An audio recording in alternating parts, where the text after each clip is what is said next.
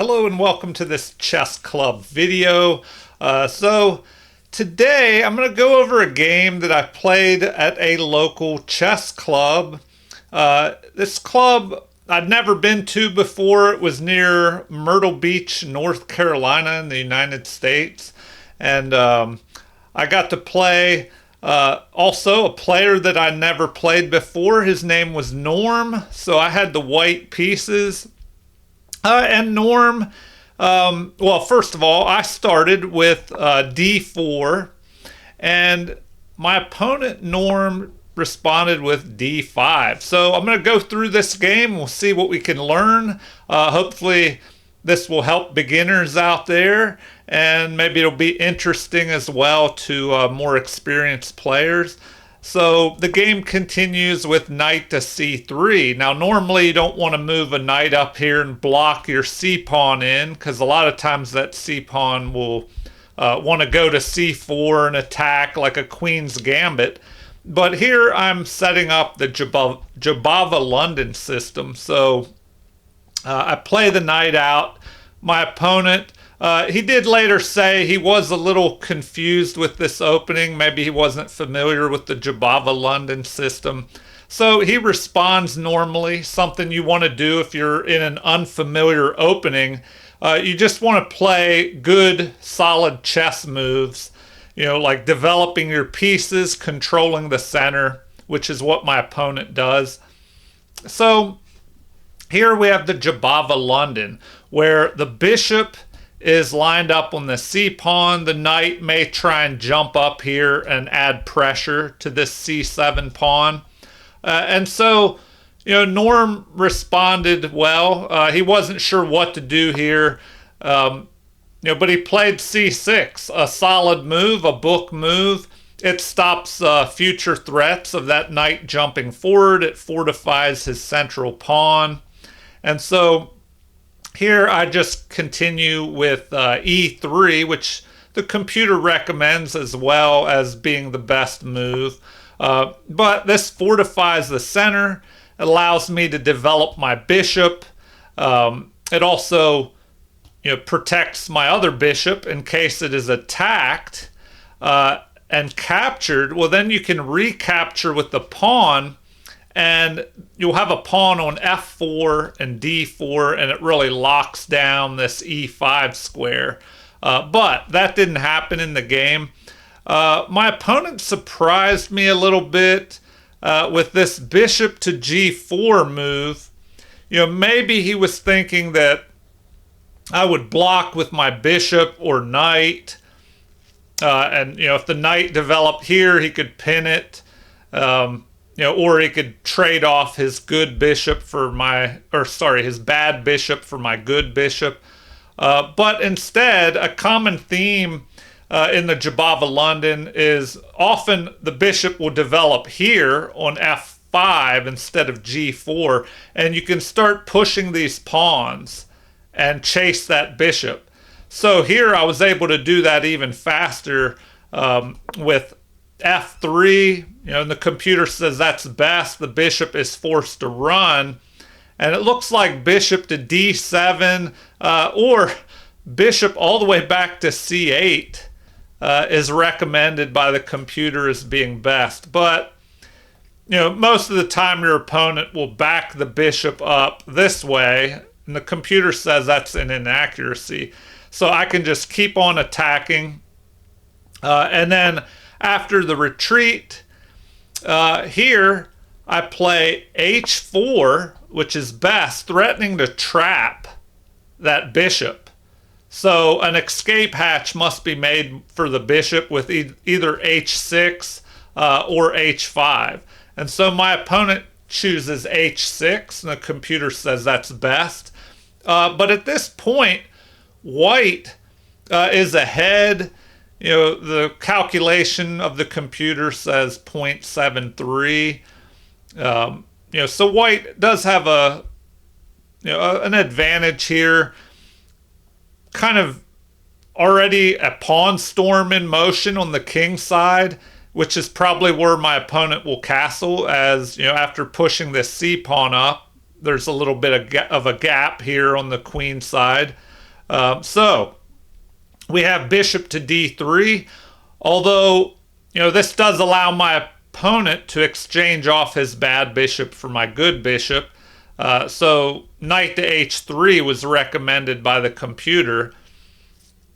So after capture, queen captures, which is best. Now I'm ready to castle queenside. My queen is centralized here.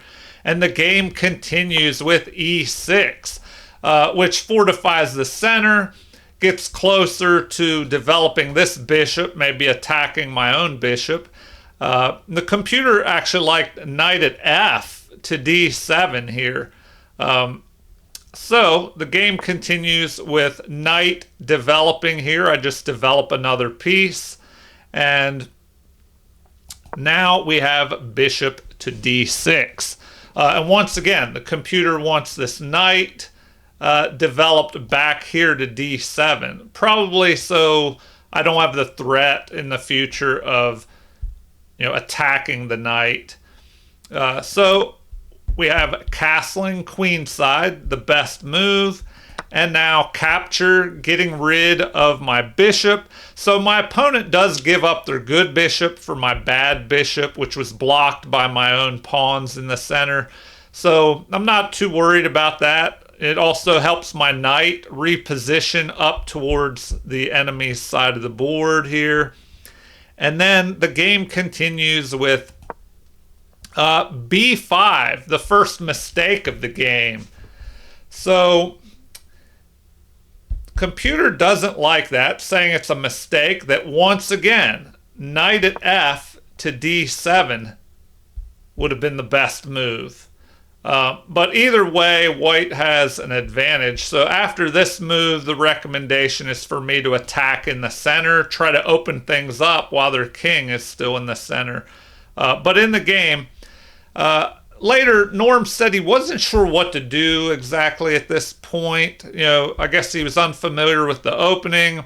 If he castled immediately, I could start breaking things open here by pushing this pawn.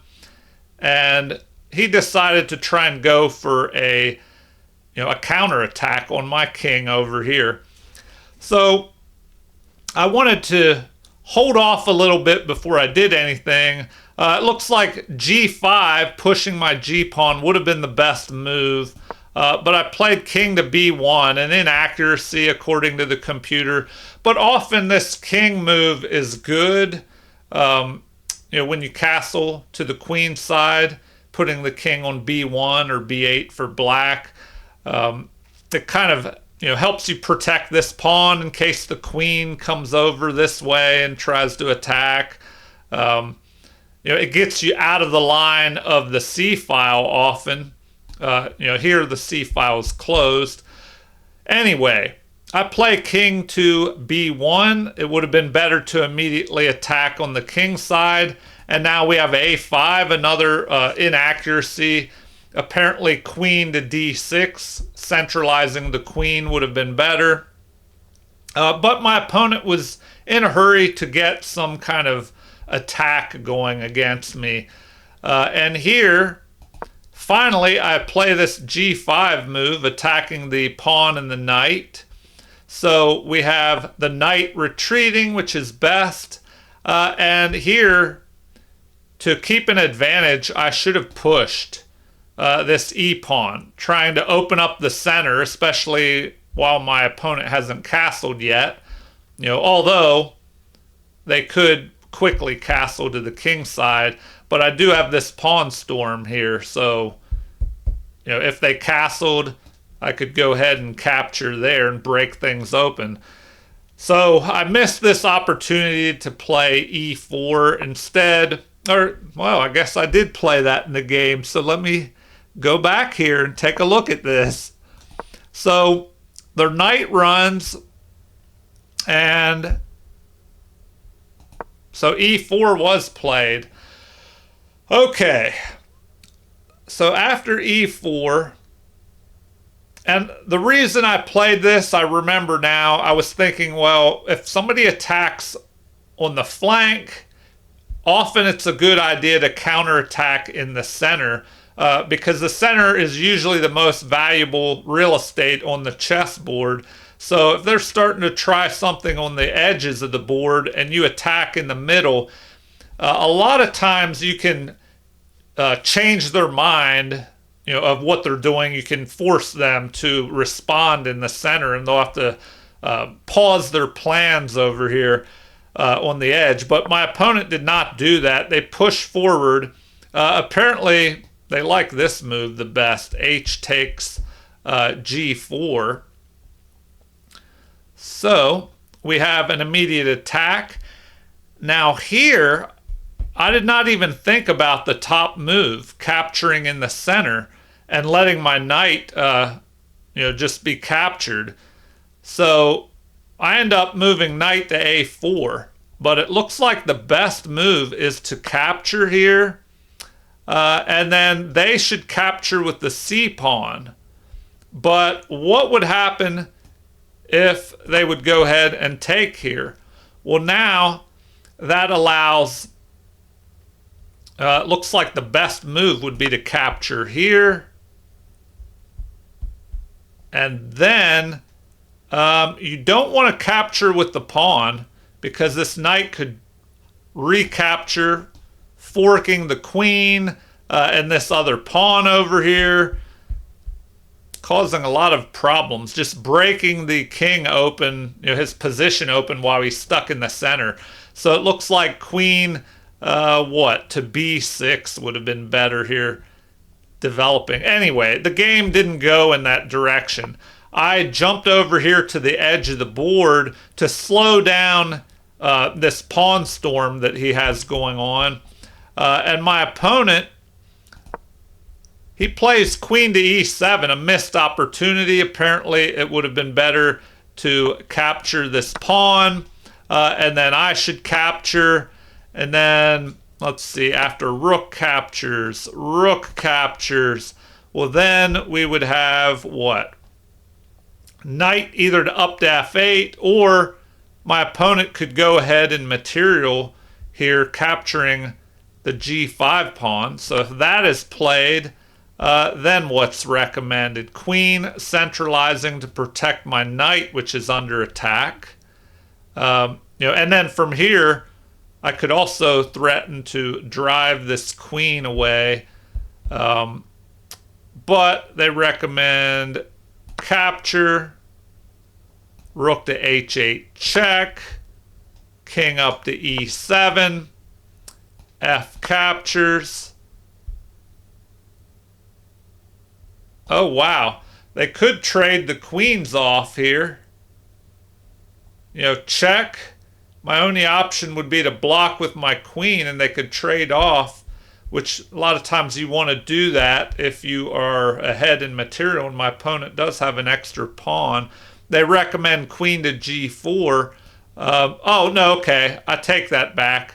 I'm covering this, so they can't trade the queens off here. So queen up to G4 is recommended. All right, we didn't go through all that. We have queen to E7 in the game. A missed opportunity. So I also missed an opportunity here with G6. And my opponent even said in the game that once I made this move, he felt that it let up the pressure, because I did have a much better move here. Well, a couple better moves, I guess. But this would have been best. And then, capturing towards the center. But now my knight could have captured here. And my opponent, if they capture my knight, I have this rook move, which would try and pin the queen to the king. So we can take a look at that. The best move would be queen to D6, it looks like. And then my knight would have to retreat. But, if we had this capture, well, now rook goes here, attacking, trying to pin the queen, to the king here. And there's nothing that can be done. If the knight tries to block, well, then I can just capture and the pawn would be protecting my rook. And once again, there's that pin of the queen to the king. So it looks like the best thing to do would be start giving up or capturing pawns. Capture. But no matter what, I'm going to end up getting the queen here. Now they try to block, so I need to go ahead, before they can block over here, I need to go ahead and take. King recaptures, and I would just be winning there. So, in the game, I push this pawn. We have a mistake by Norm here with knight to a6. Apparently, it would have been better to just capture, or excuse me, not capture, but castle. So the best move in the position is to just go ahead and castle. And then what should I do here? Rook at d to e1, apparently. Okay. Rook at d to e1, queen to e2, rook at h to g1, kind of lining up on the king. But they recommend centralizing this rook. Now, knight to a6 would be best. But I should go ahead and capture. Then we have capture. And what? Knight takes d5 here. Or g takes f7. Check. So we go there. Queen or rook can capture. So queen, targeting the knight. But now the knight could just capture this pawn. But apparently that is better. All right, so I missed out on an opportunity. The game continued with my opponent playing knight to a6. I do capture here, which is best. And at this point, it looks like I'm almost winning. So queen captures, the best move. And here, once again, I missed an opportunity. My knight was under attack and I retreated. But it looks like I could have kept an almost winning advantage by capturing here. And then after the queen captures the knight. And I think I briefly looked at this in the game and I just couldn't tell if it was enough to let him have my knight.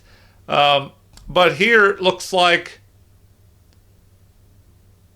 I would have to capture this way. If I captured here, it wouldn't work as well. So I attack the knight. Here they recommend just castling. But, my opponent would probably want to save his knight. So what could he do? They recommend knight to f8.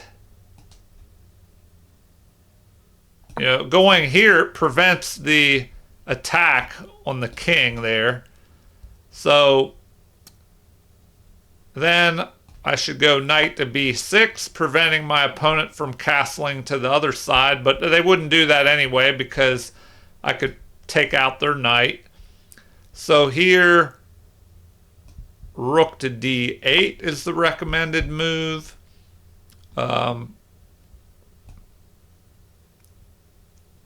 Oh, that would just give up their knight. So do you really want to do that? Anyway, the king would have been in trouble. So I'm not going to dig too deep in this. Let's see what happened in the game. My knight was under attack. I retreated. They castle. So now their king is pretty safe. Although there is a half-open file here leading right to the king. So I start pushing forward because that pawn was under attack. Better move would have been to bring my rook up, apparently. So now we have the knight coming forward. And, that's another reason this pawn push wasn't so great, because now, there's an outpost here for this knight. So I did find the best move, pushing forward. Knight comes forward onto the outpost. And now it looks like rook up to h2 would have been a better move. But I bring the other rook over, and that's an inaccuracy, and black has the slight edge. So the game continues with the queen coming up, lining up on my king, on my queen. And there's a threat maybe of going here with a check with the knight. I'd have to move my king. Oh, and there's a fork. Oh, actually, okay, they can't do that. I take that back. If they go there, my queen would just capture. So we have queen to f5 happening in the game. And here I attack the queen and the knight at the same time. So the game continues with capture. Now, apparently that was an inaccuracy. That queen to e3 would have been better. Keeping my knight on the board, keeping an eye on things, getting out of the line of that queen, helping protect this pawn. So queen to e3 would have been better. But I go here to get that knight out of the, off that outpost. So after capture, queen captures, I do end up lined up on the king. And my opponent, he plays a preventative move here. He protects the pawn, in case a rook comes over and I threaten a mate in the future. So I just go ahead with my plan anyway, lining up on the king. And now the queen attacks this unprotected pawn. And I can't protect because he's lined up on my king. But I do have a move that kind of saves me here. Apparently a couple moves. The computer recommends h5 as being best. And then after they take this d4 pawn, I should bring my queen up to g6 and target this, I guess. But in the game, I go here immediately. Now the computer's saying that that's the best move. So I'm threatening to capture this pawn with check. I'm also threatening to take this pawn because this one is pinned by the rook. So the queen just trades off my queen. I recapture. And black has the edge with one and only one move here. If they played rook to e7 to protect this, which is kind of what I thought my opponent was going to do. And then it says, apparently, if they play, well, let's see what they did play. They played that, threatening to, counterattack. So apparently, rook to e7 would have been best. And then, oh, wow. It looks like I should just push this forward. If they take, they go ahead and material. But then I capture, pawn captures, and now I can take this and attack their knight at the same time.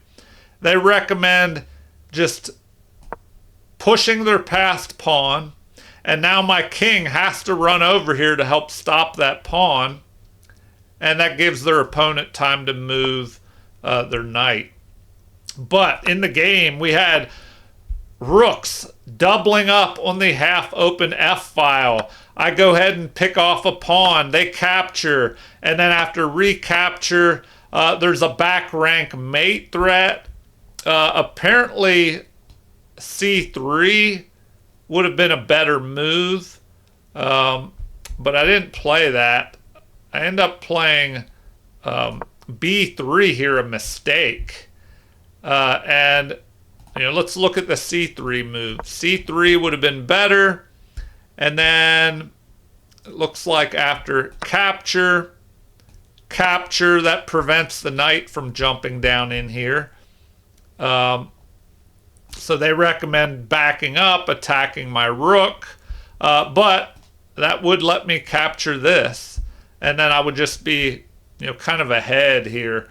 But in the game, I play this mistake. And To keep the game even, black would have to play knight to c7, attacking my rook, giving up this pawn. But instead, my opponent protects the pawn, missing an opportunity, I guess. And here, rook to d6 is the best move. Rook to d6, interesting. Knight to c5 would be good as well. But what happened in the game? I check an inaccuracy, but I was trying to go into a winning endgame if I could here with trading off these rooks. That was a mistake, apparently. I should have kept the rooks on the board. But I was thinking, once I go here, I can start attacking these pawns. His knight is in a much worse position than mine. And I thought my king, if they push here and there's a passed pawn, I would be able to get into the square of the pawn and use my king to stop their passed pawn. So the game continues with king moving up. I pushed here a mistake because the knight is trapped. So the knight can't go here. If the knight goes here, I capture. The pawn is helping prevent the knight along with my knight, preventing that knight from going anywhere. But the computer doesn't like this. Apparently h5. So h5 would have been better because now if this pawn pushes forward, I can capture en passant, and then I have a passed pawn moving.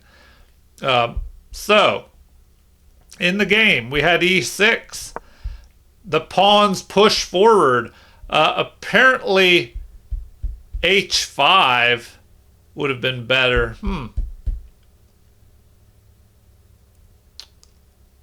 So h5 by black is preferred. So after capture, we have capture.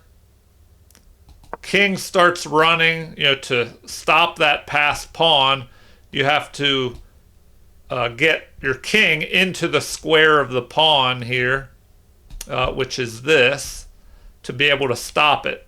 So now a blunder is played by my opponent here. This move, giving up the knight, but the king will be able to capture this passed pawn. And I guess he was thinking he could try and escort his pawn. But apparently this is losing. The best move looks like king to f6 here. So, but then, I would bring my king up and white would just have the edge. So in the game, we had capture.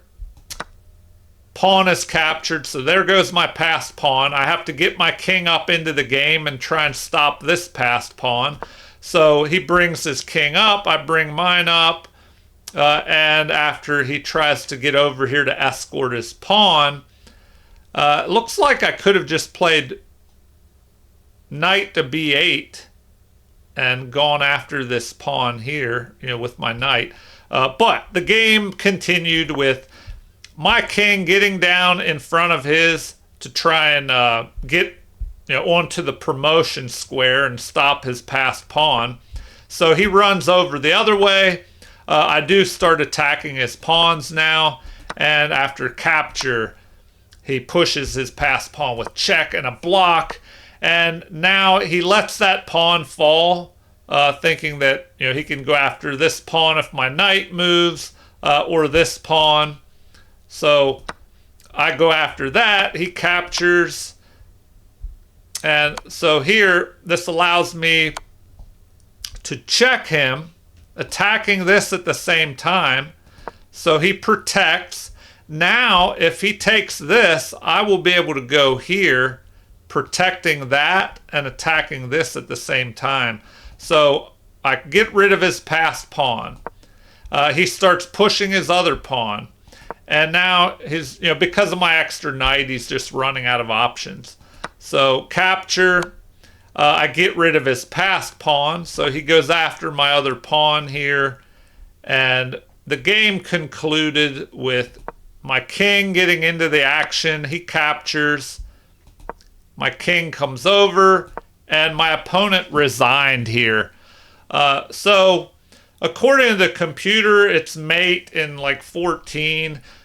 But how would you continue this? What could you do here?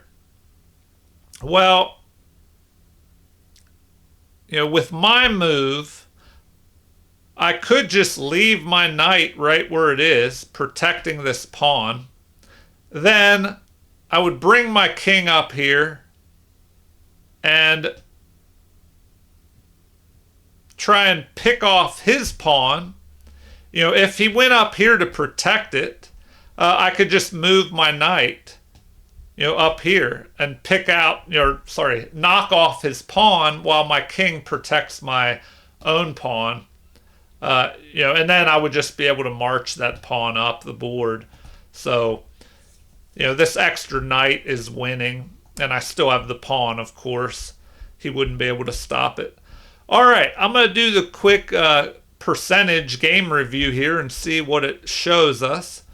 Well, take a look at this. It looks like with the Jabava London system, I gained a pretty good advantage, but then I got to a point in the middle game where I wasn't sure how to continue, and that's because I'm still learning this opening.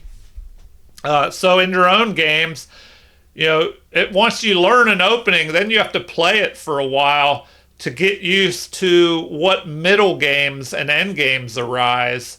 And then finally you'll have better. You'll win more often once you're able to do that, because here I'm still learning how to continue in these different middle games, and I gave away my advantage, then I gained another one, and kind of almost gave that away before winning in the end game. So 83.6 accuracy rating for me, 77.6 for Norm. I had 2 great moves, but Norm had 3 great moves. Now for the bad moves, I had 4 inaccuracies and Norm had 3. I had 4 mistakes to his 3. But then I had 2 missed opportunities. Norm had 3 and 1 blunder. So I'll do another video. Norm and I did play one more game. So in the future, I'll do a video for our second encounter where I played Norm, and we'll see how that game went, where I had the black pieces. All right, well, feel free to leave comments. I always enjoy hearing comments from viewers and subscribers. Also, like and subscribe to support the channel if you haven't already. And I would like to thank the chess club down there in the Myrtle Beach, North Carolina area. Thank you to Norm and the other guys there. Sorry I didn't get to play anybody else. I kind of would have liked to have played some of the other players down there as well. All right. Well, thank you for watching and have a super chess day.